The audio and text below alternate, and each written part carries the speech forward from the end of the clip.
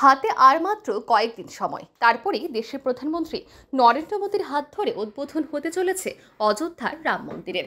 তার আগে প্রধানমন্ত্রী নির্দেশিত পথে চলে 14 জানুয়ারি থেকে আগামী 22 জানুয়ারি পর্যন্ত প্রত্যেক দিন দেশ জুড়ে সাফাই অভিযানে নামার সিদ্ধান্ত নিয়েছে ভারতীয় জনতা পার্টি।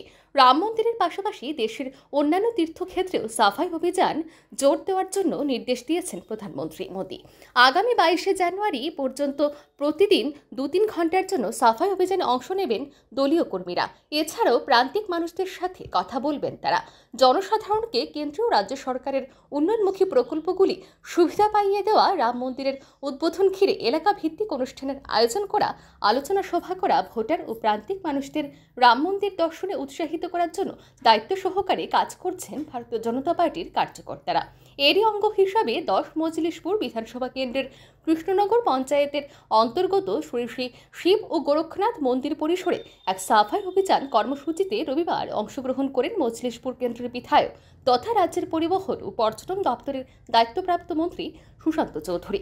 স্বচ্ছতাই সেবার পথ, এই বার্তা দিয়ে দলীয় কর্মীদের সাথে রবিবার সকালে মন্দির চত্বরে পরিচ্ছন্নতা অভিযান করেন তিনি। দেশের প্রধানমন্ত্রী নরেন্দ্র মোদীর আহ্বানে সাড়া দিয়ে এই বিশেষ স্বচ্ছতা অভিযানে শ্রমদান করার জন্য রাজ্যবাসীকে এদিন অনুরোধ জানিয়েছেন তিনি। আজকের যে বিষয় সেটা হচ্ছে আমাদের কেন্দ্রীয় নেতৃত্ব সারা দেশেই নির্দেশ জারি করেছেন যে প্রতিটি রাজ্যের মুখ্যমন্ত্রীরা, পার্টির সভাপতিরা, মন্ত্রীরা, বিধায়করা এবং আমাদের বিভিন্ন স্তরের নেতৃত্বরা এবং সাধারণ পর্যায়ে আমাদের যারা জনপ্রতিনিধিরা রয়েছেন পঞ্চায়েত স্তরে এবং কার্যকর্তাগণ সবাই মিলে আজ সারা দেশব্যাপী সেই সাফাই অভিযান বিশেষ করে মন্দিরগুলোতে আমরা সংগঠিত করছি। আমাদের প্রধানমন্ত্রী নিজে মার্গদর্শন করছেন সামনের সারিতে থেকে, সারা দেশে সেটা হচ্ছে এবং সারা দেশে যতগুলো আমাদের হিন্দু ধর্মের মন্দিরগুলো রয়েছে সেই মন্দিরগুলোতে আজকে বিশেষ সাফাই অভিযান কর্মসূচি সেখানে চালু রয়েছে। তার কারণ হচ্ছে আপনারা জানেন আজকে দীর্ঘদিনের আমাদের হিন্দু সমাজের দাবি, সারা দেশের মানুষের দাবি যে রাম মন্দির নির্মাণ, যেটা 1989 সাল থেকে ভারতবর্ষে প্রতি বছরে হিন্দু সমাজের মানুষ সেটার দাবি জানিয়ে আসছে প্রতিটা সরকারের কাছে, কিন্তু বিগত দিনে কোনো সরকার সেটার কর্ণপাত করেনি এবং আমাদের সরকার গঠিত হওয়ার পর থেকে মোদিজির নেতৃত্বে রাম মন্দির নির্মাণের যে প্রয়াস তা আবার পুনরায় জারি করা হয়েছে এবং আগামী 22 জানুয়ারি মানুষের সারা দেশের সারা বিশ্বের সনাতনী যারা রয়েছেন, সনাতন ধর্মে যারা বিশ্বাস করেন, তাদের আশা আকাঙ্ক্ষাকে পুঁজি করে, তাদের বিশ্বাসকে পুঁজি করে আমাদের রামলালা তার গর্ভগৃহে প্রবেশ করবেন, প্রাণ সঞ্চার হবে এবং রাম মন্দির, যেটা ভারতবর্ষের মানুষের, পৃথিবীর সনাতনীদের দাবি, সেই রাম মন্দির সেখানে নির্মাণ হয়ে তার পথ চলা শুরু করবে আগামী 22 জানুয়ারি 2024।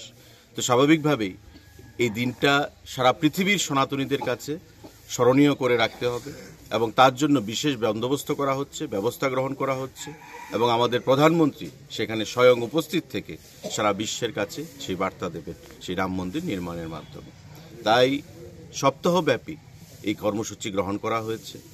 গীতা পাঠ থেকে শুরু করে, রামায়ণ পাঠ থেকে শুরু করে, মন্দির আমাদের পরিষ্কার পরিচ্ছন্ন রাখা থেকে শুরু করে সারা দেশে রাম মন্দির নির্মাণের দিন প্রতিটা বাড়িতে সেখানে 5টা করে প্রদীপ জ্বালানো থেকে শুরু করে প্রতিটা জায়গায় সারা ভারতবর্ষের মানুষকে স্বচ্ছতার সঙ্গে এই রাম মন্দির নির্মাণে এগিয়ে আসার জন্য আহ্বান জানানো হয়েছে মোদিজির নেতৃত্বে এবং আমাদের ভারতীয় জনতা পার্টি বা আমাদের সঙ্গে যারা আরও সংগঠনগুলো রয়েছেন যারা সনাতন ধর্মে বিশ্বাস করেন তাদের মাধ্যমে। তো আজকে আমরা ত্রিপুরা রাজ্যে মাননীয় মুখ্যমন্ত্রী, মাননীয় আমাদের প্রদেশ সভাপতি, প্রত্যেকে মন্ত্রীগণ, বিধায়কগণ প্রতিটি জায়গায় তাদেরকে দায়িত্ব দেওয়া হয়েছে যাতে গুরুত্বপূর্ণ যে মন্দিরগুলো রয়েছে সনাতনীদের, সেই মন্দিরগুলোতে সাফাই অভিযান কর্মসূচিতে সেখানে অংশগ্রহণ করা হয়। আমরাও এখানে মজলিশপুর বিধানসভা কেন্দ্রে রয়েছি। আমাদের গোরক্ষনাথ মন্দির, এটা খুবই প্রসিদ্ধ এবং প্রাক্তন একটা মন্দির, খুবই প্রসিদ্ধ, যার মধ্যে মন্দিরের নির্মাণের কাজ চলছে, আপনারা দেখতে পাচ্ছেন। আগামী কিছুদিনের মধ্যে আমরা সেটা কাজ শেষ করব। প্রধানমন্ত্রী নরেন্দ্র মোদীর আহ্বানকে সম্মান জানিয়ে তার তপস্যা কর্মসূচি উপলক্ষে রবিবার ঝাঁটা হাতে সাফাই অভিযানে নেমে পড়েন মজলিশপুর কেন্দ্রের বিধায়ক তথা রাজ্যের মন্ত্রী খোদ Sushanta Chowdhury. Bureau report, RE news.